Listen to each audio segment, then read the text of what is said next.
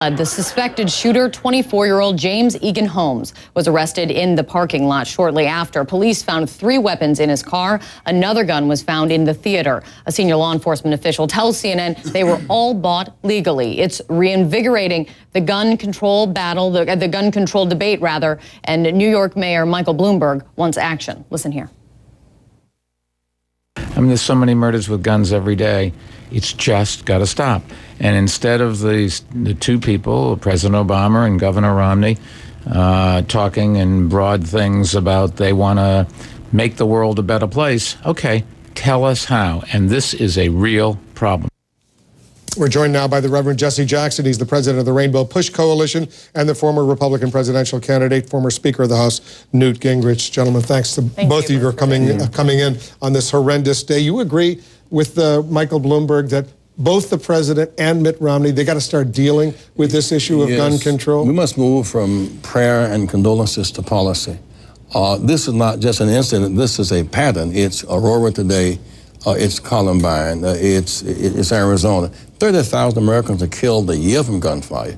About 100,000. You've had serious problems in Chicago, where you live. Indeed, about 100,000 injured. We must start with reviving the ban on assault weapons. It's one thing to want to have a gun in your house to protect you from the robber, or maybe a gun to go hunting. Who needs semi-automatic weapons on the streets for which there is no defense? Let me ask the Speaker. Yeah, good. Well, I mean, first of all, it was illegal in Chicago for 28 years to have a handgun. The Supreme Court only threw it out in 2011. There were 25 people shot in one May day this year. Now, if gun control worked, and Mayor Bloomberg's in the same boat, they have gun control in New York, it just doesn't work. The most effective system we've had for stopping murder was Rudy Giuliani, who imposed a model of policing that brought down murder rates in New York by 75%.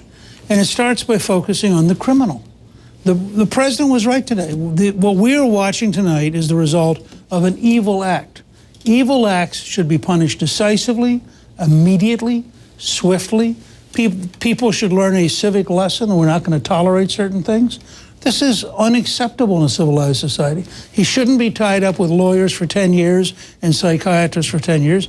This person engaged in an evil act. We're looking at domestic terrorism. It's not just this guy who's evil, but apparently also sick.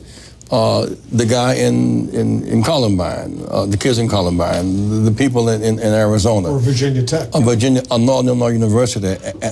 A shot in the White House, 11/11/11, an AK-47 shot the one of the White House. And so we're now engulfed by the saturation of guns. Either you have gun control or more gun flow. Gun flow does not make us more secure. And Mr. Speaker, what do you think? I mean, do you think this debate comes up every time there is a horrific act that happens? But do you think this young man, 24 years old, do you think he should have been able to get an assault rifle, 2 handguns, another gun? He did not get a true assault rifle because that's illegal.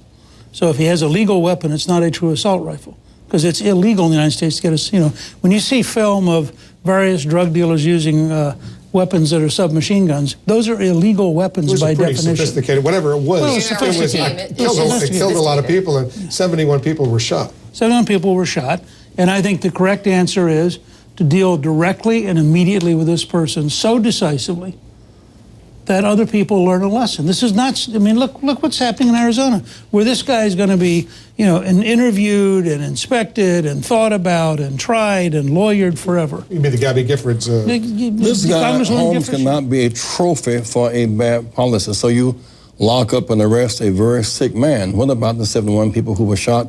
Or his capacity to shoot 71 people? We've lost less than 6,000 soldiers in Iraq in 10 years. But in the streets of our country, it's much greater. Suicide rate among soldiers higher than the number lost in combat. Easy access to weapons and manic depressants. Yeah, I can't tell you, Mr. Speaker, how many emails and tweets I got today from our viewers all over the world, and we're being seen right now live around the world, and they say to me, why is it in the United States anybody who doesn't have a criminal background can just go out and buy sophisticated weapons like this? They don't understand our system here. There's a very specific practical reason. It's called the Second Amendment. And it was put into law very deliberately. In fact, Washington actually signed a law requiring every adult male to have a rifle. And the reason was, Washington never saw an assault weapon. Washington never saw a Glock, for example. And it's almost like a misappropriation of the Second Amendment.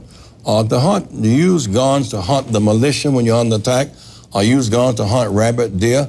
But these every police chief in America will say, get these weapons off the street. Okay, and whether you're in the theater or in the classroom, there's no offense against them. The vast majority of the use of guns is pistols. It's not assault weapons. The vast majority is illegal already.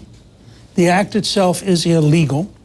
The person, if you go to a city that has gun control, the District of Columbia, doesn't mean they don't have gun violence. You go to New York City, So you Mayor wouldn't Bloomberg. change any of the laws right now? I would enforce the laws.